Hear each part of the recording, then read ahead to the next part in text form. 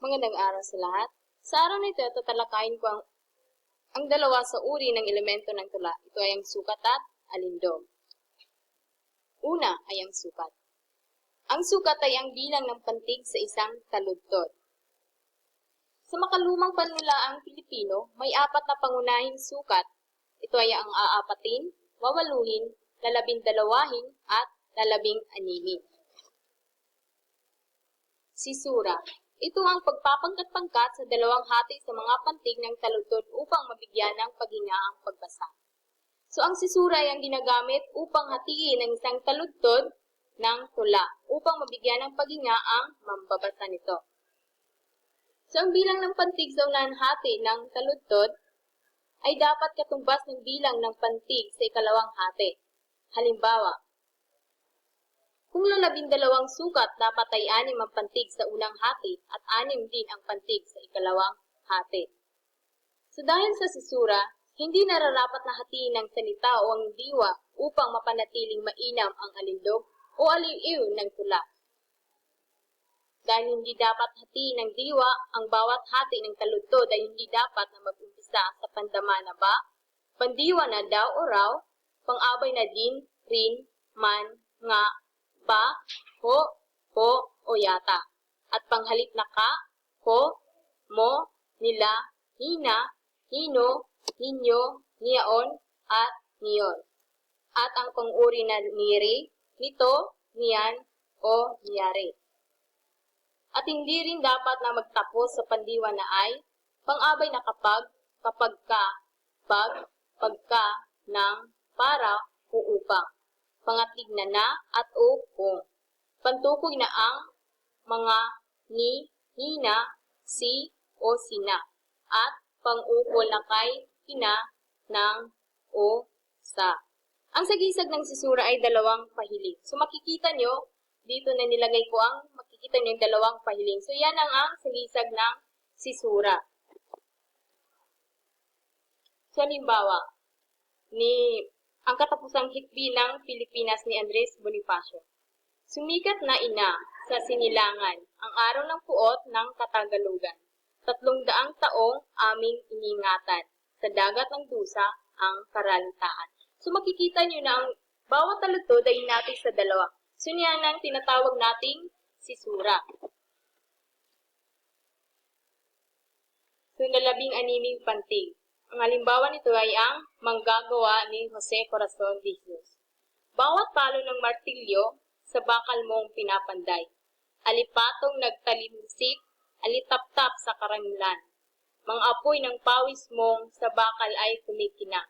Tandang ikaw ay may gawa nitong buong santinakpan.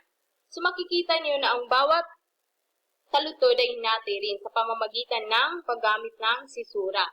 So, ang bawat taludtod ay may 16 pantig, na kung saan hinati ito sa bawat may tigwawalong pantigan sa bawat pangkat ng paghahati. Ang susunod naman ay ang taludtod. Ang taludtod ay ito yung hanay ng mga tula na tinatawag na taludtod. Ang pinagsama-samang taludtod na kadalasang binubuo ng 4 hanggang 6 ay tinatawag na saknong. Ang pinagsamang-samang saknong naman ay siyang bumubuo sa tula. So, ang bawat taludtod ay may tinatawag na hati o kaisura. So, kung ang tinatawag na sisura ay yung paggamit ng sisura ay yung ginagamit upang hatiin ng isang taludtod. So, ang kaisura ito yung tawag sa paghati ng mga taludtod. At ang bawat hati ay may tiyak na bilang ng mga pantig. Kung ang bilang ng taludtod ay may 12 hati, ay dapat may 2 at bawat hati ay may 6 na pantig. Kung may 18 ang bilang ng taludtod at may 3 hati, sa makatuwid, bawat hati ay may 6 na pantig. May gumagamit din ng bilang na 24 na pantig sa bawat taludtod, na may 4 na hati na bumubuo ng 6 na pantig ay may hating 2 na ang bawat hati ay may 18 pantigan. Lahat ng talata sa isang taludturan ay dapat magkaroon ng iisang tugma. Ang mga sumusunod ay dapat magkaroon ng iba naman. pagkat kung hindi, ang pag-uulit sa magkahambing na tunog ay nakakabagot at hindi mabuting pakinggan. So, pag gumagawa ka ng tula, ay dapat ay gumagamit ka ng tuba sa isang taludtod at iba naman sa ikalawang taludtod upang hindi mabagot ang mga nambabasa nito. So, ang mga taludturang lalong gamitin ay binubuo ng 2, 3, 4 at 5 talata. Ang lalong pinagagamit ay yaong may 4 o 5 talata. Ang apatan o ang taludturang may 4 na talata na karaniwan ng 12 pantig ay ginagamit sa mga tula ng puso, sa mga tulang awitin, sa mga talambuhay at gayon din naman sa mga tulang pandulaan. Gaya ng naipaywatig na, ang mga talatang 12 pantig ay may hati sa katapusan ng ika-6. Kaya nararapat bang idagdag na upang lalong maging kagiliw-giliw pakinggan at hindi dapat magkaroon ng isang tunog ang una at ikalawang hati ng bawat talata at gayon din ang sumusunod. Kundi bawat isa ay dapat magtapos sa tunog na nagkakaiba. Sa ganitong uri ng mga taludturan, nasusulat ang mga kaisipan ni Francisco Baltasar sa kanyang kasikatan at kadakilaan sa paggawa ng mga tula. Ang limahan o taludturang may 5 talata na karaniwan ng may 7 o 8 pantig ay ginagamit sa mahabang salaysaying na di nangangailangan ng maraming pahiyas ni mga bungang isip. Sa limahan nasusulat ang pasyon, na talambuhay sa pananampalatayang Kristiyano ng mga Pilipino na natititik sa isang Tagalog na mabulas at maliwanag bagaman kung minsan ay matigas at magaspang. Yaoy kinapapalooban ng mga bahaging napakarikit na di nakuhang makapagpalaho sa tatatinigan ng mga usapat paglait na ginawa ng mga Hudyo. Halimbawa nito ay ang tulang ito. Sa isang saknong ng tula ito, kung makikita niyo ay may 18 pantigan na hinati sa 18.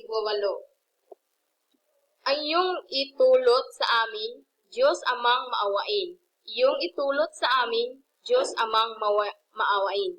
Kung makikita niyo, so paulit-ulit lang yung mga sinasabi sa isang saknong ng tula kung saan hinati ito at may 18 pantig.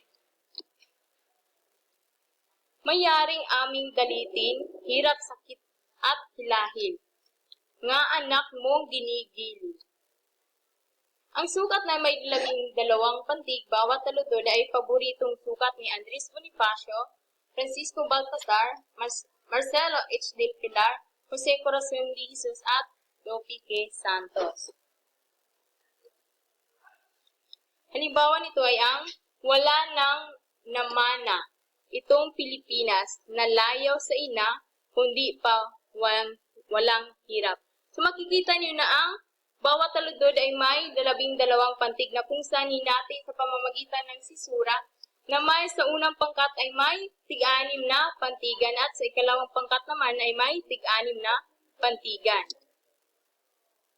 Iba pang halimbawa.